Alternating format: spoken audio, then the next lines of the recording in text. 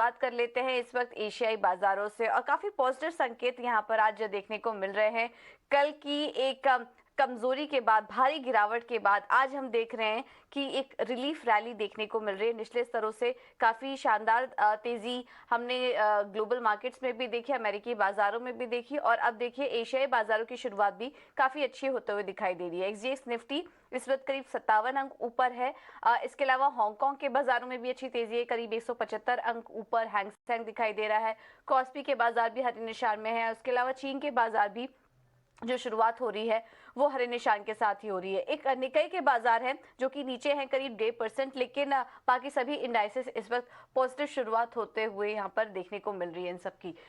लेकिन कल ग्लोबल बाजार से किस तरह के संकेत देखने को मिले, वहां सेंटिमेंट कैसा था, एक बार ये भी समझ लेते हैं। और विनी हमारे साथ जुड़ चुकी हैं पूरी डिटेल्स के साथ। विनी, गुड मॉर्निंग, बताइए।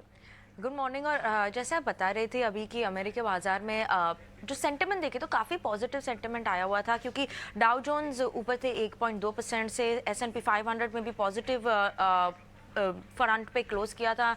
अराउंड 9/10% की गेन दिख रही है S&P 500 में भी, और नैस्डैक में भी 0.4% की गेन दिख रही है। तो क्लोजिंग तो काफ़ी स्ट्रांग हुई थी यूएस मार्केट की।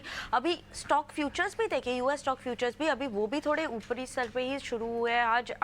मे बी जो लास्ट कपल ऑफ सेशंस में हमने नेगेटिव फॉल देखी थी और इन सब एक्सचेंजेस में अब वहाँ पे पॉजिटिव साइन दिख रही है। उसके अलावा ओवरऑल देखे तो जो फर्दर बूस्ट आई थी यूरोप के बाजार में भी, क्योंकि यूरोपियन सेंट्रल बैंक की जो प्रेसिडेंट है क्रिस्टीन लगार्ड, उन्होंने भी कहा था कि वो रेडी है रिस्पॉन्ड करने के लिए अगर नेसेसरी कुछ आया, वो उनके बैंकिंग फाइनेंशियल सेक्टर्स में कुछ प्रेशर आई, कुछ तकलीफ आई, तो वो वहाँ पे भी रिस्पॉन्ड करेंगे। और यूबीएस जो है लार्जेस्ट स्विट्जरलैंड की बैंक है, वो अग्री कर चुके हैं क्रेडिट स्विस को खरीदने के लिए around $3.2 billion in an emergency rescue deal जो थी। तो वो भी एक पॉजिटिव सेंटिमेंट क्रिएट कर रही है दोनों यूएस बाजार में।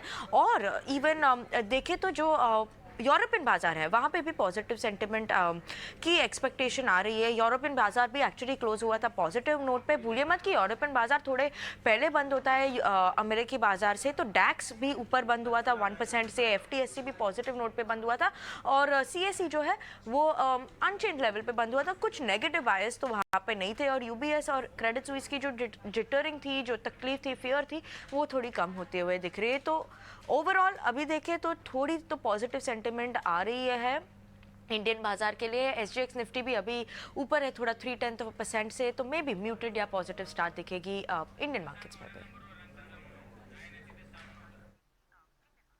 बिल्कुल। तो आज इंडियन मार्केट में भी हम देख सकते हैं कि निचले स्तरों से एक रिकवरी देखने को मिल सकती है, जिस तरह के इंडिकेशन मिल रहे हैं इस वक्त ग्लोबल मार्केट से और एशियाई बाजारों से। विनी, थैंक यू सो मच ये सारी डिटेल्स हमारे लिए लाने के लिए। तो इस वक्त संकेत तो काफ़ी पॉजिटिव हैं, और अब जिस तरीके से बैंकिंग सेक्टर में सुधार के लिए, उनके रिकवरी के लिए सेंट्रल बैंक सामने निकल कर आ रहे हैं, क्रेडिट स्विस और यूबीएस की डील में खुद सरकार अब इंटरेस्ट दिखा रही है, तो जिस तरह से इस सेक्टर को बचाने की कोशिश की जा रही है, उसके बाद हम देख रहे हैं कि एक रिलीफ रैली यहाँ पर आई है। और अब ये भी माना जा रहा है कि जो कंसर्न अभी हाल फिलहाल बैंकिंग सेक्टर में देखने को मिला, उसको देखते हुए यूएस फेड जो है वो अपने फैसले पर अपना जो रुख है वो थोड़ा नरम कर सकता है। अब आज से 2 दिवसीय बैठक भी शुरू हो चुकी है। काफी इंपॉर्टेंट इवेंट है जिस पर कि दुनिया भर के बाजारों की नजर है कि कमेंट्री किस तरीके से आ सकती है और क्या फैसला आ सकता है यूएस फेड की तरफ से। तो इस पर भी एक डिटेल रिसर्च लेकर हमारे साथ हर्ष जुड़ गए हैं ये बताने के लिए कि फैसला क्या आ सकता है। हर्ष, बताइए।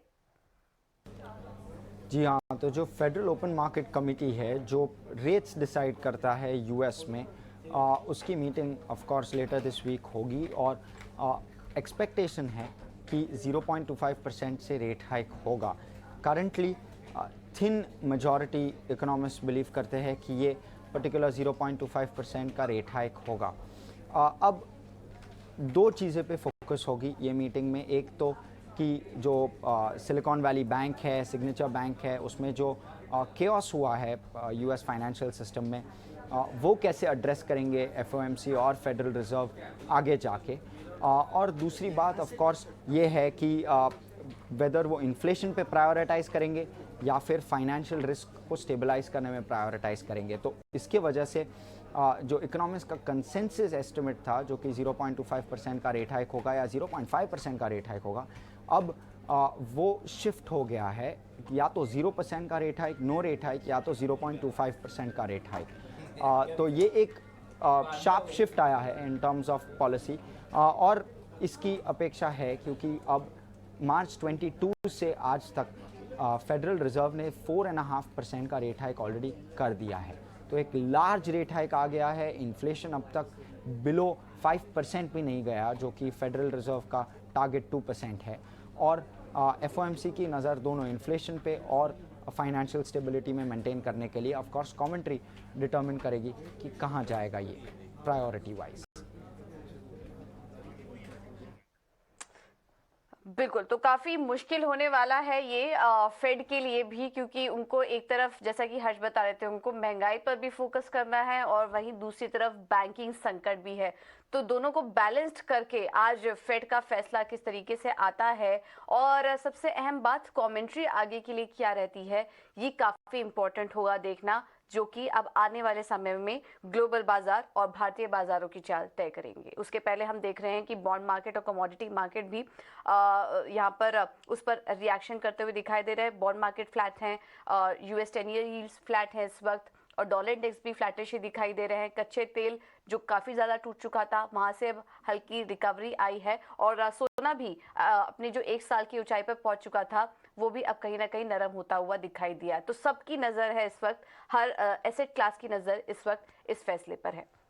चलिए अब आगे बढ़ेंगे। एक बार एफआईएस और डीआईएस का अपडेट ले लेते हैं, उसके बाद हम आपको बताएंगे कि आज भारतीय बाजारों में क्या करें। तो संस्थागत निवेशकों के आंकड़ों पर नजर डालें तो कैश मार्केट में एफआईएस की बिकवाली जारी है। 2545 करोड़ की बिकवाली करके गई, लेकिन सामने डीआईएस खरीदारी करके चल रहे हैं। कैश मार्केट में 2876 करोड़ की खरीदारी डीआईएस की तरफ से आ रही है। तो इंडेक्स ऑफ फ्यूचर्स की बात करेंगे तो एफआईएस ने 1996 करोड़ के आसपास की बिकवाली की है और 8420 करोड़ की बिकवाली इंडेक्स ऑप्शंस में एफआईआईस करके गए। तो एफआईआईस की तरफ से जो क्यूज मिल रहे हैं वो तो फिलहाल नेगेटिव है और सेंटीमेंट नेगेटिव बना हुआ है। बट अब देखते हैं आगे अब भारतीय बाजार इस पर किस तरह से रिएक्ट कर सकते हैं। बाजार पर रणनीति देने के लिए हमारे साथ नितिलेश पावस्कर जुड़ चुके हैं। Nitilesh, thank you so much इटीना स्वदेश को समय देने के लिए। क्या करें आज बैंक निफ्टी और निफ्टी में तेजी के लिए रेडी रहें, और अगर किसी को एंट्री लेनी है, तेजी के लिए पोजीशन लेनी है, तो फिर कौन से लेवल्स आप वॉच करेंगे? Good morning ma'am. पहले तो एक चीज मैं कहना चाहूंगा कि अगर आप तेजी भी कर रहे हो तो स्क्रीन के सामने अगर आप हो तो ही तेजी करना, अदरवाइज तेजी ना करना। ओवरनाइट पोजीशंस लॉन्ग साइड की तो एटलीस्ट ज्यादा कैरी मत करना, क्योंकि मुझे लग रहा है कि मार्केट अभी भी सेल ऑन राइज है। मैक्स यहाँ से 17,280 17,350 ये लेवल दिखा सकता है, और उसके बाद शायद से अगर फॉल आता है तो काफी बड़ा फॉल आ सकता है। तो अभी के लिए इंडेक्स के ऊपर 17,100 का एक इम्पोर्टेंट रेजिस्टेंस है और नीचे में 17,965 एक सपोर्ट की तरह काम करेगा। जब तक लेवल्स का ब्रेकआउट नहीं आता है तब तक कुछ भी पोजीशन ज्यादा एग्रेसिव ना बनाए। मेरा तो एडवाइस क्लियर कट है कि स्क्रीन के सामने आप हो तो ही लॉन्ग करना, अदरवाइज ओवरनाइट लॉन्ग्स मत करना। व्यू मेरा काफी बड़ा है, सेल ऑन राइज का ही है, और टारगेट की अगर हम लोग बात करेंगे तो 16,500 भी आ सकता है आने वाले कुछ समय में। तो सेल ऑन राइज का रणनीति बना के चल सकते हैं। ओके, तो 16,500 के भी लेवल्स यहाँ पर देखने को मिल सकते हैं। तो फिलहाल नितिलेश को सेल ऑन राइज का ही मार्केट दिख रहा है। अगर आपको तेजी करके चलनी है तो स्ट्रिक्ट स्टॉप लॉस के साथ या फिर स्ट्रिक्टली मार्केट को वॉच करते रहिए, ये राय नितिलेश की तरफ से। इसके अलावा स्टॉक स्पेसिफिक रणनीति क्या होगी आपकी तरफ से? SRF में बाइंग करना है 2310 रुपए के ऊपर। 2300 रुपए का स्ट्रिक्टली स्टॉप लॉस मेंटेन करना है। 2330 से लेकर 2340 ये दो टारगेट के लिए हम लोग क्या कर सकते हैं, प्लान कर सकते हैं। इंट्राडे कॉल होगा, कैरी नहीं करना है, आज के आज ही इसको क्या करना है, क्लोज करना है। अगर लेवल्स एक्टिवेट होते हैं तो 2310 रुपए के ऊपर लेना है। स्पॉट का लेवल्स मैं बता रहा हूँ आपको। ओके, तो ये स्पॉट का लेवल है, स्ट्रिक्ट स्टॉप लॉस के साथ खरीदिए, पोजीशन कंटिन्यू नहीं करके जानी है, आज ही के आज इसको यहाँ पर आप बाय करिए। और इंट्राडे के लिहाज से 2330 से 2340 के लेवल्स यहाँ पर देखने को मिल सकते हैं। इंट्राडे में पोजीशन क्लोज करके भी चली जाइए, ये है राय नितिलेश की तरफ से एसआरएफ में। नितिलेश, बहुत बहुत धन्यवाद आपका समय देने के लिए और ये रणनीति सुझाने के लिए। तो चलिए, ये तो बात हुई मार्केट पर, और